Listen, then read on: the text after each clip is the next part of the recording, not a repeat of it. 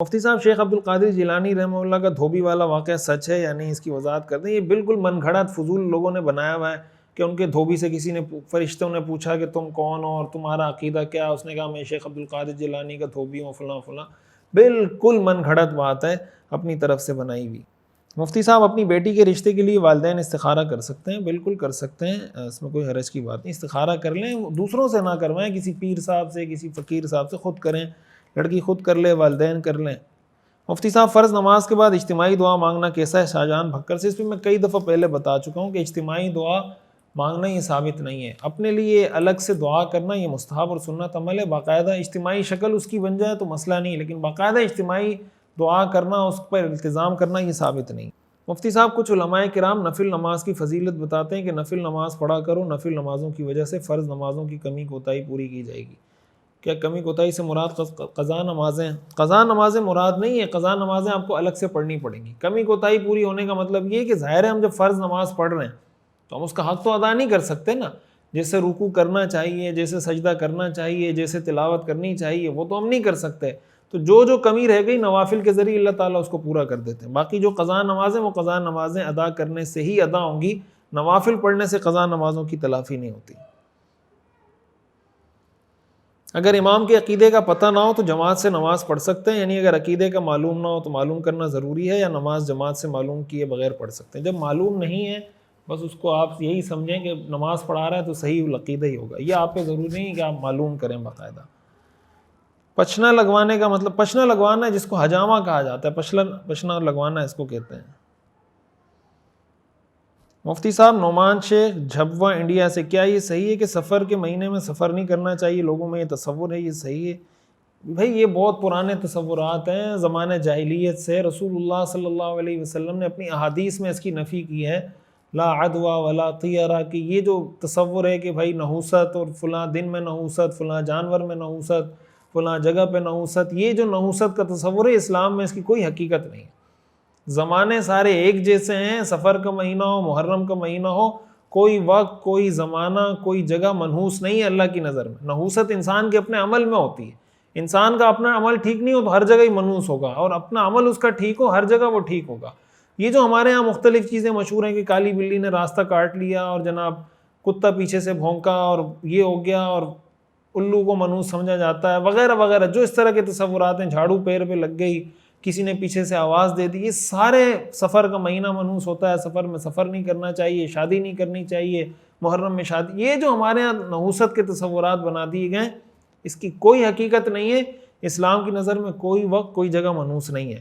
تو یہ بالکل غلط چیز ہے، بے بنیاد چیز ہے، اور اسلام نے اس سے منع کیا، اور اس طرح کا عقیدہ رکھنے والا وہ ایک ناجائز اور غلط عقیدہ رکھتا ہے۔ کیا موبائل کے بدلے موبائل خرید سکتے ہیں؟ یعنی اپنا پرانا موبائل دے کر کچھ پیسے اوپر دے کر نیا موبائل خرید سکتے ہیں؟ کراچی سے محمد یاسین صاحب۔ جی بالکل محمد یاسین صاحب، موبائل دے کر موبائل خرید سکتے ہیں، اس میں کوئی سود کا یا کوئی ایسا ایلیمنٹ نہیں ہے۔ مفتی صاحب، میرا سوال یہ کہ فرض نماز ٹرین میں بیٹھ کر پڑھ سکتے ہیں؟ میں انڈیا سے ہوں، تفصیل بتا دیں۔ ٹرین میں بیٹھ کر یا بس میں بیٹھ کر فرض نماز نہیں پڑھ سکتے، نوافل پڑھے جا سکتے ہیں۔ اچھا جناب۔ مفتی صاحب، میں ایک مدرسے میں طالب علم ہوں، سالانہ امتحان میں ہماری پوری کلاس والوں نے مل کر پیپر چوری کر لیے تھے، اور جب رزلٹ آیا تو میری پہلی پوزیشن آئی۔ سبحان اللہ۔ تو مجھے بطور انعام کے کچھ کتب اور پیسے ملے، اور میرے نمبر بھی 90% سے زیادہ تھے۔ میرا پورا سال کا وظیفہ بھی لگ گیا۔ کیا یہ وظیفہ لینا اور جو انعام کے طور پر پیسے ملے تھے میرے لیے حلال ہیں؟ فیصلہ آباد سے، نام بھی لکھا ہوا ہے آپ کا، نام میں نے پڑھ دیا تو پھر تو مسئلہ ہو جائے گا۔ آپ مدرسے میں پڑھ رہے ہیں ماشاءاللہ سے، اور پیپر آپ نے چوری کیے ہیں اور پہلی پوزیشن لی ہے۔ اس مدرسے میں پڑھ کے آپ نے آگے جا کے کرنا کیا ہے؟ آپ جا کے لوگوں کو یہ بتائیں گے چوری کرنا حرام ہے؟ یہ بتائیں گے جا کر؟ خود چوری، پیپر چوری کر کے، 2 نمبری کر کے، دھوکہ اور فراڈ کے ذریعے نمبر حاصل کیے ہیں، تو آپ کے ذہن میں یہ سوال کیسے آئے گا یہ وظیفہ حلال بھی ہو سکتا ہے آپ کے لیے؟ حرام کام کا وظیفہ حلال ہو سکتا ہے؟ بالکل بھی حلال نہیں ہے، ناجائز اور حرام ہے۔ اس کو فوراً مدرسے کے فنڈ میں دوبارہ جمع کروائیں، توبہ کریں آئندہ کے لیے۔ اگر مدرسے میں بھی یہ حرکتیں آپ نے شروع کر دی تو یہ مدرسے میں پڑھ کے آپ کو کون سی کوئی ایسی کوئی ڈگری ملے گی کہ آپ کی کوئی جاب لگ جائے گی؟ کوئی، بھائی یہ تو دین کا کام کرنے کے لیے پڑھ رہے ہیں، جب دین کا کام پڑھنے کے لیے یہ حرکتیں کر رہے ہیں تو پڑھے ہی نہیں، کیا ضرورت ہے پڑھنے کی؟ مفتی صاحب میں نے کرپٹو کرنسی میں کام شروع کیا تھا، اب مجھے پتہ چلا ہے کہ یہ صحیح نہیں ہے، تو مجھے کسی نے کہا کہ آپ کرپٹو سے کمائی گئی دولت صدقہ کر دیں، کیا میں اس کو خود صدقے کی نیت سے رکھ سکتا ہوں حالانکہ میں خود صدقے کا مستحق ہوں؟ میں اپنی بیوی کو دے سکتا ہوں؟ یہ ڈیپینڈ کرتا ہے آپ نے کمایا کس طریقے سے۔ اگر جائز طریقے سے کمایا تو آپ بالکل صدقے کے بغیر بھی رکھ سکتے ہیں، اگر طریقہ کار ناجائز تھا تو وہ آپ کو صدقہ کرنا پڑے گا پھر کسی اور پر۔ مفتی صاحب تصویر کے سامنے پڑھی گئی نمازوں کا کیا حکم ہوگا؟ میں نے بے خیالی میں نماز پڑھی اور میرے سامنے تصویر تھی، سلام پھیرنے کے بعد میری نظر تصویر پر پڑی تو نماز کا اعادہ کروں؟ نماز ہو گئی، آئندہ کے لیے احتیاط کیا کریں۔ السلام علیکم، سیرت النبی صلی اللہ علیہ وسلم کے بیان دوبارہ کریں۔ تبسم ضیاء گجرات سے۔ تبسم ضیاء صاحب، میں نے آپ کے کمنٹس پڑھے، آپ نے بار بار ہماری مختلف ویڈیوز میں یہ کمنٹس کیے ہیں اور یہ میرے ذہن میں ہے۔ وہ سیرت کے ہمارے جو دروس ریکارڈ ہوئے ہیں اس کی ویڈیو کوالٹی اور بعض ویڈیو میں آڈیو کوالٹی بہت خراب ہے، وہ مائک لگا نہیں ہے، تو میرا ارادہ ہے انشاءاللہ کہ سیرت والی سیریز دوبارہ شروع کریں، بلکہ میں نے ریکارڈنگ شروع بھی کی ہوئی تھی اور کچھ ایپیسوڈ میں نے ریکارڈ بھی کروا دیے تھے لیکن پھر مصروفیت کی وجہ سے رک گئے۔ میرا ارادہ ہے انشاءاللہ دوبارہ اس سیریز کو باقاعدہ اسٹوڈیو میں پراپر طریقے سے میں ریکارڈ کرواؤں گا انشاءاللہ۔ اچھا آپ وقتاً فوقتاً اس طرح یاد دلایا کریں انشاءاللہ، اللہ تعالیٰ توفیق عطا فرمائے، دعا بھی کریں۔ مفتی صاحب میرا سوال یہ کہ میں اپنے نفس کی اصلاح کرنا چاہتا ہوں، علم دین سیکھنا، اہل اللہ کی صحبت اختیار کرنا اور تبلیغ میں وقت لگانا چاہتا ہوں، کیونکہ مجھ سے دینی احکامات پر مستقل مزاجی سے عمل نہیں ہوتا، لیکن میرے والدین کا ذہن نہیں بنا ہوا، وہ میرے لیے رکاوٹ بنتے ہیں، تو ایسی حالت میں کیا کروں؟ برائے مہربانی اس کا حل مجھے بتائیں، جزاکم اللہ۔ بس کوشش کریں ان کا ذہن بنانے کی، ایک دم تو کسی کا ذہن تبدیل نہیں ہوتا، جو ذہن بنا ہوا ہے اس میں بھی ٹائم لگا ہوگا، ابھی آپ بنائیں گے اس میں بھی ٹائم لگے گا۔ دعا بھی کریں اللہ تعالیٰ سے۔ جنازہ گاہ یا مسجد میں زکوٰۃ لگ سکتی ہے؟ نہیں لگ سکتی، نہ جنازہ گاہ میں لگ سکتی نہ مسجد میں لگ سکتی۔ کیا پتنگ اڑانا گناہ ہے؟ عبدالسلام ایبٹ آباد سے۔ گناہ تو نہیں ہے، لیکن ایسی جگہ پہ پتنگ اڑانا جس طرح بعض اوقات لوگوں کے گلے میں ڈوریں پھنس جاتی ہیں اور سے لوگ مر جاتے ہیں، لوگوں کی جانیں چلی جاتی ہیں، تو ظاہر ہے کہ اس طرح کی جگہوں پہ آپ کریں گے تو بالکل گناہ ہوگا، لیکن کسی ایسی سیف جگہ پہ آپ تفریح کے لیے کبھی کوئی اڑا لے تو اس میں حرج کی بات نہیں، اگر سیف ہو اور اس میں کوئی ایسا خطرہ نہ ہو۔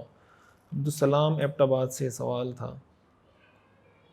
ایک شخص سعودی عرب کے کام کے سلسلے میں آتا ہے اور یہاں سال 2 سال رکتا ہے، کیا یہاں رہنے کی وجہ سے حج فرض ہو جاتا ہے؟ مینز اگر کوئی شخص کسی طرح حج کر لیتا ہے چاہے اس پر حج فرض ہوا ہو یا نہ ہوا ہو، کیا اس کا یہ حج ہوگا، یعنی فرض حج ادا ہو جائے گا؟ ظہور احمد، مقبوضہ کشمیر حال، سعودی عرب سے۔